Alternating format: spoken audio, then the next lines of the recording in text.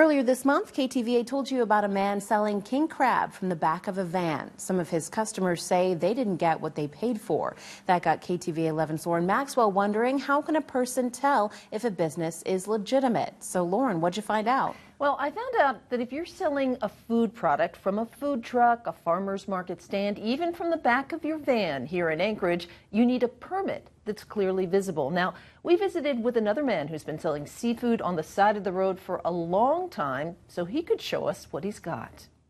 The homemade signs advertising Alaskan seafood are hard to miss. It's the way that Patrick Johnson has been doing business for more than a dozen years. Fresh, we don't always get fresh.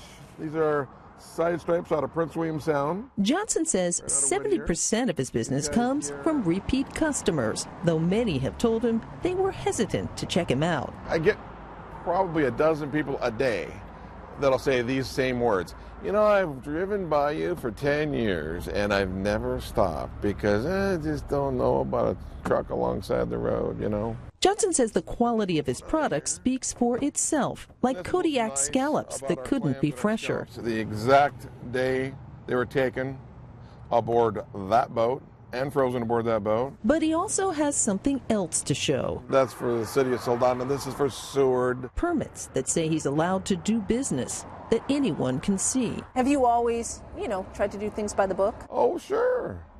I mean, if you're legit, yeah, if you want to stay in business. Johnson has the paperwork, and other vendors should too. Which tells the people when they're buying the food that the people have had the training that they need, that their equipment is being maintained, and it's not going to make them sick. The Municipal Health Department requires nearly everyone who sells a food product in Anchorage to have some sort of permit. It should be in view. If it's not there, I would definitely ask, do you have a health permit? And if they can't show it to you, I walk away. Back at the truck, Johnson is helping a customer, even though this man is a first-time buyer. You got it. Remember, don't overcook.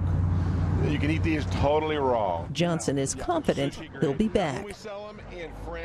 Now, of course, permits are very important, but particularly if it's seafood, customers shouldn't be afraid to ask about other things like where did it come from, when was it caught, and how has it been stored until it's ready to be sold. Bonnie?